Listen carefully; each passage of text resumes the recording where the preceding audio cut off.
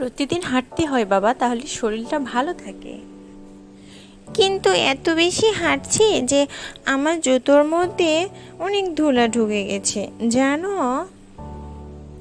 ও আচ্ছা, তোর জুতোর মধ্যে ধুলা ঢুকে গেছে, এতেই তো প্রমাণিত হলো বাবা তুই অনেক হাঁটতেছিস। শোন বাবা, হেঁটে হেঁটে জীবনে অনেক দূর পৌঁছাতে হয়। আচ্ছা মা, আমি কি হেঁটে হেঁটে পাহাড়ের চূড়ায় উঠতে পারবো? হ্যাঁ বাবা, তুই হেঁটে হেঁটে পাহাড়ের চূড়ায় উঠতে পারবি এবং আরও অনেক কিছু করতে পারবি বাবা।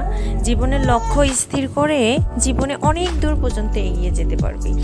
এজন্য তোকে পরিশ্রমী হতে হবে বাবা।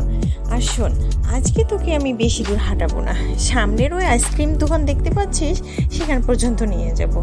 নিয়ে গিয়ে তোর জন্য সারপ্রাইজ আছে। ও মা, তুমি তো পৃথিবীর সবচেয়ে সেরা মা। থ্যাংক ইউ মা, অনেক অনেক ধন্যবাদ তোমাকে।